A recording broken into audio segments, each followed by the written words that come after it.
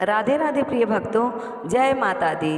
आप सभी को शारदीय नवरात्र की बहुत बहुत शुभकामनाएं। आइए जानते हैं 2025 में नवरात्रि कब शुरू हो रही है और कब समाप्त होगी। कलश स्थापना का शुभ मुहूर्त क्या रहेगा और इन 9 दिनों में आप भगवती की पूजा कैसे करेंगे। साल भर में कुल 4 नवरात्रि होती है, जिनमें से 2 गुप्त और 2 प्रकट होती हैं। गुप्त नवरात्रि 10 दिनों तक चलती है, वहीं प्रकट नवरात्रि में 9 दिनों तक 9 देवियों की पूजा की जाती है। लेकिन इस बार ऐसा संयोग पड़ रहा है कि तृतीया तिथि की वृद्धि हुई है और इस कारण से इस बार नवरात्रि 9 दिन की नहीं बल्कि 10 दिन तक ही होगी। नवरात्रि में तिथि का बढ़ना शुभ माना जाता है। ऐसे में आपको 9 देवियों की पूजा तिथियों के अनुसार अनुरूप करनी चाहिए।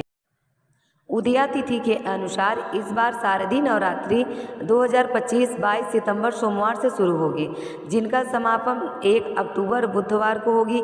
यानी कि 9 देवियों की पूजा 1 अक्टूबर बुधवार तक की जाएगी और 2 अक्टूबर दिन गुरुवार को दशमी तिथि के दिन दुर्गा विसर्जन और कलश विसर्जन होगा। इस बार विजयदशमी यानी दशहरे का पर्व 2 अक्टूबर गुरुवार को मनाया जाएगा।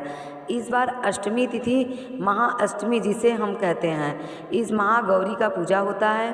30 सितंबर मंगलवार को रहेगी। महानवमी तिथि रहेगी 1 अक्टूबर दिन बुधवार को, जिस दिन माँ सिद्धिदात्री की पूजा होगी। और दशमी तिथि रहेगी 2 अक्टूबर दिन गुरुवार को। कलश की स्थापना नवरात्रि के पहले दिन प्रतिपदा तिथि में शुभ मुहूर्त में की जाएगी और इस दिन कलश की स्थापना शुभ मुहूर्त में होने का पहला शुभ मुहूर्त रहेगा सुबह 6:09 से 8:06 तक और दूसरा शुभ मुहूर्त रहेगा जो कि अभिजीत मुहूर्त होगा 11:49 से लेकर 12:38 तक। अब 22 सितंबर को इस बार शुभ मुहूर्त योग भी बन रहे हैं, जिसमें उत्तरा फागुन नक्षत्र सुबह 11:24 तक रहेगा। बाद में हस्त नक्षत्र प्रारंभ हो जाएगा। इसके अलावा शाम 7:59 से शुक्ल पक्ष योग रहेगा और बाद में ब्रह्म योग प्रारंभ हो जाएगा। नवरात्रि के पहले दिन की पूजा माँ शैलपुत्री से प्रारंभ होती है, जिसका समापन होता है माँ सिद्धिदात्री की पूजा के साथ। पहले दिन नवरात्रि में चौके लगाकर माँ भगवती के 9 रूपों की स्थापना की जाती है। तस्वीर या प्रतिमा की स्थापना आप कर सकते हैं और कलश की स्थापना के साथ ही यदि अखंड ज्योत जलाना चाहते हैं तो अखंड ज्योत जलाएं। किस तरह से आप नवरात्रि के व्रत इस बार रखने वाले हैं, इसका संकल्प भी आपको पहले दिन लेना होता है। फिर विधि विधान से माँ भगवती की प्रतिमा को स्नान कराकर उन्हें साफ स्वच्छ वस्त्र धारण कराकर उनका श्रृंगार करके धूप दीप जलाकर मंत्र जाप के साथ ही पूजा शुरू की जाती है। पहले दिन श्री दुर्गा सप्तशती का पाठ भी आरंभ किया जाता है।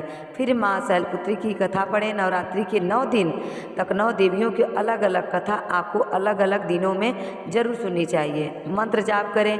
यदि कोई खास उपाय करना हो वो आप इस दौरान कर सकते हैं। इसे अंत में कपूर जलाकर आरती उतारें और माँ भगवती को फल मिठाई का भोग लगाएं। हर दिन नियम से सुबह शाम की पूजा में लौंग का जोड़ा पान सुपारी इलायची माँ को अवश्य अर्पित करें। यदि पीरियड्स में हो तो किसी कारण से खुद पूजा ना कर पाएँ तो इस दौरान मानसिक पूजा करके भी आप पूजा और व्रत का पुण्य प्राप्त कर सकते हैं। अगर नवरात्रि के दिनों में समय हो तो दिन में ही समय आपको विधि विधान से मंत्र जाप करके कथा श्रवण करके पूजा करनी चाहिए। नहीं तो दोनों में से किसी एक समय आप कथा सुन सकते हैं और साधारण विधि से माँ भगवती की पूजा कर सकते हैं। इस बार शारदीय नवरात्रि में तृतीया तिथि की वृद्धि हुई है, जिस कारण हो सकता है भक्तों को पूजा में कुछ असमंजस हो जाए और कोई भ्रम की स्थिति बन जाए। तो आपको बता दूं कि 22 सितंबर को माँ शैलपुत्री की पूजा की जाएगी। 23 सितंबर को माँ ब्रह्मचारिणी, 24 सितंबर को तृतीया तिथि के अनुसार माँ चंद्रघंटा की पूजा होगी और इस बार 25 सितंबर को भी तृतीया तिथि रहने वाली है। तो 25 सितंबर को भी आपको माँ चंद्रघंटा की ही पूजा करनी होगी। ध्यान रखिएगा, तिथियों के अनुसार ही पूजा करने पर पुण्य फल प्राप्त होता है। ऐसे में 26 सितंबर को माँ कुष्मांडा की होगी, 27 सितंबर को माँ स्कंद माता की, 28 सितंबर को माँ कात्यायनी की, 29 सितंबर को माँ कालरात्रि की, 30 सितंबर को माँ महागौरी की और 1 अक्टूबर को माँ सिद्धिदात्री की पूजा होगी। और अगले दिन गुरुवार को कलश विसर्जन और माँ दुर्गा विसर्जन होगा। अब ऐसे में कुछ लोग ऐसे भी होंगे जिन्होंने जानकारी नहीं होगी या जिन्होंने वीडियो को ध्यान से नहीं देखा होगा, जो पंचांग में इतना विश्वास नहीं करते कि या जो हर बार की तरह हर शुरू दिन से लेकर 9 दिन तक लगातार इस बार भी देवियों की पूजा करने वाले हैं। तो आपको एक बार फिर से बता दें कि आप इस जानकारी को ज़्यादा से ज़्यादा लोगों तक शेयर कीजिए, ताकि सभी को इस बार तिथियों के अनुसार ही माँ भगवती के 9 रूपों की पूजा कर सकें। जानकारी यदि पसंद आई हो तो प्लीज़ वीडियो को लाइक करें और कमेंट में जय माता दी लिखना ना भूलें। राधे राधे।